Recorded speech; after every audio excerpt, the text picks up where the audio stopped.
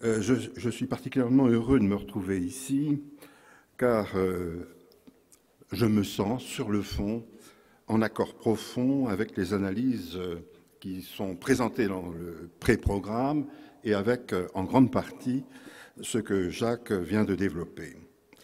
Jacques a dit « Ils sont cyniques, ils sont crétins, ils sont imbéciles ».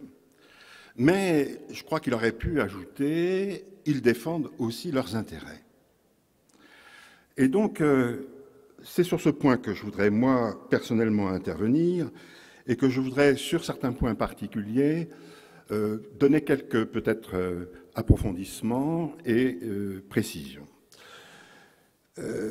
Nous avons à faire face à deux questions qui, aujourd'hui, sont posées très directement à l'opinion. Celle de la régulation financière, qui concerne les marchés monétaires et financiers, les établissements financiers, et puis celle de l'endettement public qui concerne les États. Or, évidemment, ces deux questions, on l'a dit, sont parfaitement liées, mais quand on écoute aujourd'hui les banquiers, leurs représentants, eh bien, à l'approche du G20 de Toronto, ils nous expliquent qu'il faut disjoindre ces deux questions, celle de l'endettement, celle de la régulation financière.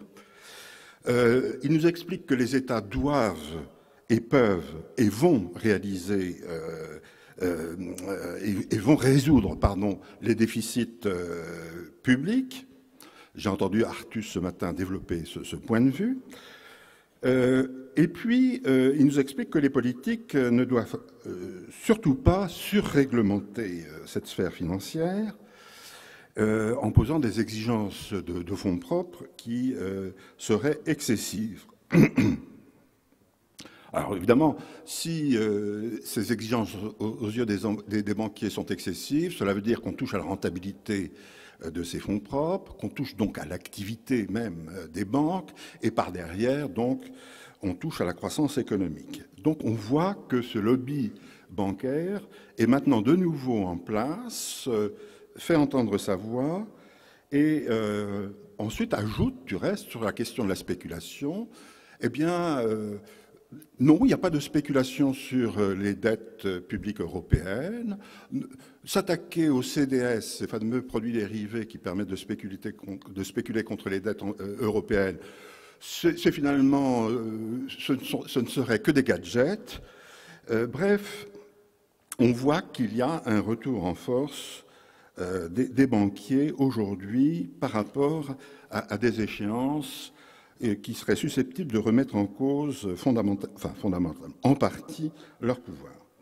Je pense donc en réalité que les deux questions, endettement public et régulation financière, sont bien liées. Le surendettement public dont Jacques a parlé, évidemment, provient de la crise financière et donc de la dette publique, de la dette privée bancaire. Alors, évidemment, leur résolution doit être pensée en même temps. Et le point de départ de toute réflexion, donc, doit porter en priorité sur le diagnostic qu'on fait de cette crise financière, sur les causes de cette crise. Et malheureusement, je pense qu'on doit dire aujourd'hui que de ce point de vue, ce que nous propose le G20 est totalement insuffisant et insatisfaisant. Je voudrais simplement dire en deux mots ce que nous propose le G20 ou ce que va nous proposer le G20 pour ensuite revenir peut-être à des causes un peu plus fondamentales et en même temps dire peut-être ce sur quoi il faudrait porter l'action. Le G20 nous explique qu'il y a trois causes à cette crise financière, je les résume brièvement. La prise de risque excessive de certains acteurs, il ne cite jamais les banques, mais enfin c'est assez clair. Deuxièmement, les questions de rémunération, clairement ce qui est visé ce sont les bonus. Et puis enfin, le manque de transparence des marchés de gré à gré des produits dérivés. Voilà le diagnostic que l'on retrouve constamment, qui est porté par les communiqués du G20, et les réponses à cette réponse à ces questions, évidemment, découlent de ce diagnostic. Et donc, on a des réponses en matière de régulation macroprudentielle et microprudentielle qui tentent de résoudre ces trois éléments de crise à leurs yeux.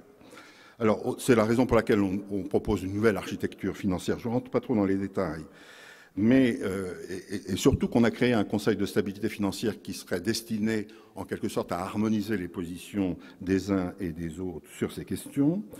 Sur un plan plutôt microéconomique, et c'est là où les banquiers réagissent, on nous explique qu'il faut passer de Bâle 2 à Bâle 3 avec des exigences de fonds propres qui seraient donc devenues un peu plus fortes.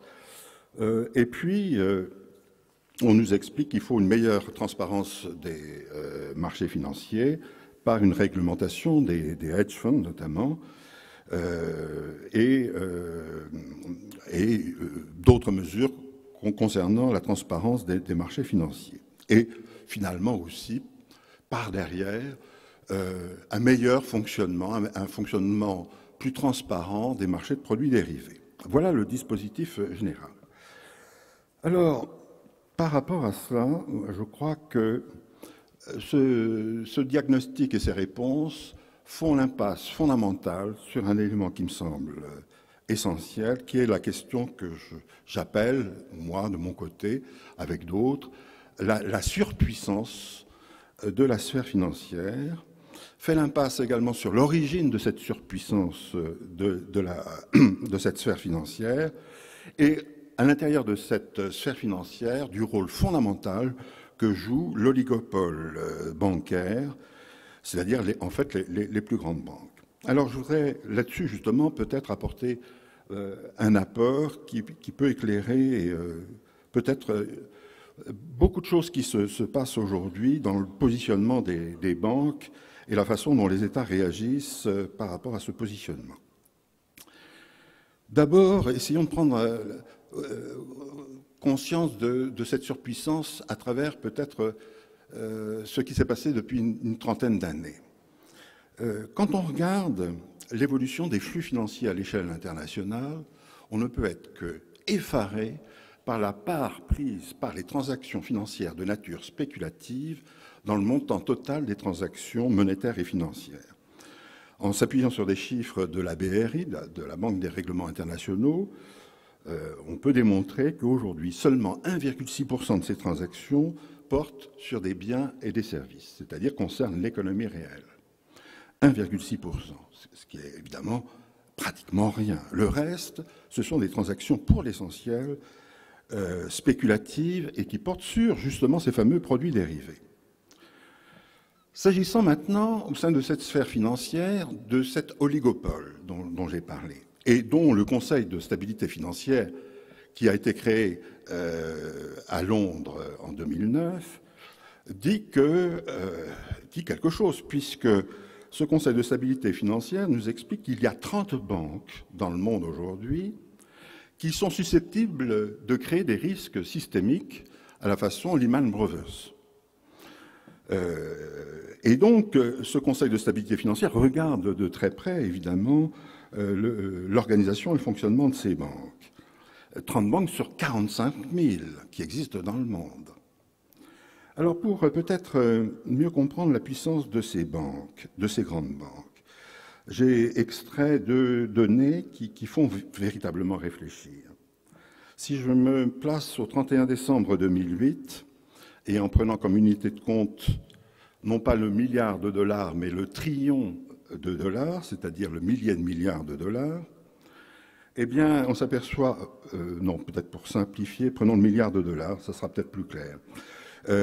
Si on prend le total de bilan de BNP Paribas, une banque que vous connaissez bien, eh bien, il est de 2 988 milliards de dollars fin 2008. Si vous prenez maintenant l'endettement public français, à cette date, en milliards de dollars, hein, pas en milliards d'euros, il est de 1839 seulement. Autrement dit, si vous voulez, ce sont des grandeurs tout à fait comparables, puisque ce sont des grandeurs de stock, mesurées au 31 décembre 2008. L'endettement public français représentait, à cette époque-là, 62% du total de bilan de BNP Paribas. Ça vous donne à réfléchir. Dans le même ordre d'idées, si vous prenez l'endettement public mondial, d'abord cet endettement public mondial, il a cru de façon vertigineuse entre 2007 et 2010. 40%. C'est ce qu'on peut appeler le surendettement public lié à la crise. 40%. Eh bien, si vous prenez cet endettement public mondial, sa valeur en 2010, il s'élève à 36 trillions de dollars, 36 000 milliards de dollars. 36 000 milliards. Eh bien, ça correspond, grosso modo, puisqu'on n'a pas les chiffres 2010 et on commence à avoir les chiffres pour 2009, mais disons qu'approximativement, cela correspond au total de bilan des 10 premières banques mondiales. Ce sont des chiffres tout à fait comparables. Pourquoi je prends le total de bilan? Parce qu'un total de bilan de banque, c'est la capacité pour cette banque de mobiliser des ressources et de les affecter. Voilà, ça se mesure à une date donnée. Donc on voit bien, là, hein, il s'agit simplement de 10 banques sur 45 000. On voit bien le rapport, on peut comprendre d'une certaine façon le rapport de force à travers ces données qui s'établit entre ce monde bancaire, d'une part, et le monde politique. Il y a des intérêts à défendre qui sont vertigineux pour ces banques, étant donné la puissance qui est la leur. D'accord, 5 minutes. Alors, la source de cette puissance financière, c'est bien entendu, Jacques l'a rappelé, donc je vais aller très vite, la déréglementation des marchés monétaires et financiers qui s'est introduite à partir des années 70 et 80.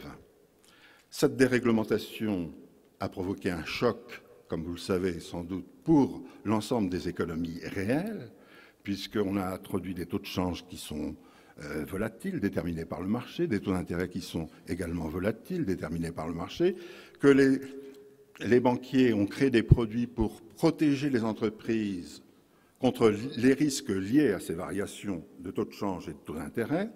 Donc toute une industrie de couverture et de produits dérivés a découlé de cette déréglementation.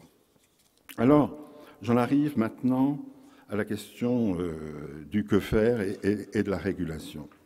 Alors, je crois qu'il faut vraiment s'attaquer à ce noyau bancaire oligopolistique qui est à l'origine de l'accroissement des risques systémiques à l'échelle planétaire. Alors évidemment, à crise globale, on a tendance à dire réponse globale. Et je crois que peut-être sur ce point-là, le texte qui vous est soumis devrait peut-être être précisé. Alors moi, je crois qu'une des mesures qui n'est pas proposée de façon suffisamment explicite dans le texte serait de dire qu'il faut taxer non pas les banques, apparemment du reste c'est en mauvaise voie d'après les informations qu'on possède, mais il faudrait taxer les flux monétaires et financiers, mais pas n'importe quel flux monétaire et financier, ceux qui transitent sur les marchés interbancaires. Parce que sur les marchés interbancaires, vous avez l'ensemble des opérations qui concernent le monde financier, mais aussi l'économie réelle. Mais l'économie réelle, on l'a vu, pour 1,6%. Et là, on a une assiette extrêmement large qui permettrait, évidemment, à ce moment-là, très vite, de se procurer, en tous les cas pour les États, des ressources assez considérables, même avec une taxe très minime. Alors, évidemment, on est tenté de faire un petit calcul. Si vous faites du 1 pour 1000 sur ces opérations, sur ces transactions financières qui passent dans les systèmes de règlement et de paiement des banques centrales, eh bien, avec 1 pour 1000, Vous récupérez, puisque excusez-moi, j'aurais dû présenter les choses autrement. On connaît, hein, la BRI publie le chiffre du montant, publie le montant de ces transactions, 3 478 trillions de dollars, ce qui est évidemment considérable. Et donc, si vous faites du 1 pour 1000, ça fait grosso modo 3 400 milliards de dollars par an. Ce qui est évidemment très important, et vous réglez le problème de l'endettement public mondial en 12 ou 13 ans. Donc voilà des ordres de grandeur qu'il faut avoir en tête. Alors oui aussi, bien entendu, il faut un nouveau Glass-Steagall Act, c'est-à-dire une nouvelle séparation des activités des banques d'affaires ou des banques d'investissement d'un côté et des banques de dépôt et de crédit de l'autre. C'est tout à fait indispensable parce que, évidemment, aujourd'hui, les grandes banques, ces grands groupes bancaires et financiers dont je parlais tout à l'heure, tirent leur profit essentiellement de leurs activités de marché, de leurs activités de banque d'investissement. C'est là où il y a, en effet, ce qu'ils appellent la création de valeur à leurs yeux. Alors, à moyen et long terme, il faut aussi certainement supprimer tous les produits dérivés. Je ne dis pas améliorer le fonctionnement des marchés de produits dérivés. Il faut supprimer les marchés de produits dérivés qui sont liés au fonctionnement même de la sphère financière. C'est-à-dire, en réalité, tous les produits dérivés liés au taux de change, au taux d'intérêt et au CDS sur emprunt d'État. Hein, ça semble complètement indispensable. Et la meilleure façon de le faire, techniquement, c'est évidemment une négociation internationale sur de nouvelles règles concernant les taux de change et les taux d'intérêt, c'est-à-dire, en fait, concernant les monnaies. Alors, évidemment, là, on entre dans un autre débat. Comment concevoir un système monétaire international? Il y a beaucoup d'idées qui circulent actuellement. L'idée de Keynes revient en force avec le Bancor. Mais aussi, on pourrait imaginer à des échelles plus décentralisées des bancors par région, un bancor européen, c'est-à-dire une unité de compte à l'échelle européenne avec des monnaies européennes qui auraient des taux de change fixes, avec type SME, avec cette unité de compte. Donc on aurait là la possibilité certainement d'avancer vers un système qui devrait permettre à retrouver des marges de manœuvre par rapport à l'euro qui aujourd'hui ne fait pas, par exemple, l'objet d'une politique monétaire externe. Il n'y a pas de politique monétaire externe, ce qui est du reste très grave, parce qu'on se prépare à une guerre des monnaies avec le dollar. Les Américains sont parfaitement capables de gérer leur politique monétaire externe, alors que, je conclus, alors que les Européens n'ont pas de politique monétaire externe. Alors, je vais m'arrêter là. J'aurais pu simplement pour conclure, dire aussi que, évidemment, dans cette perspective, je crois que le texte n'insiste pas là-dessus, qu'il faudrait créer des pôles financiers publics.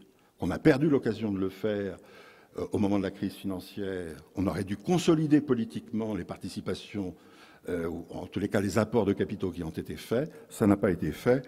Bref, j'ai indiqué à Jacques, de toute façon, les éléments qui me semblaient peut-être supplémentaires à ajouter aux propositions du texte qui vous est soumis. Voilà donc ce que je voulais dire. Merci beaucoup de votre attention.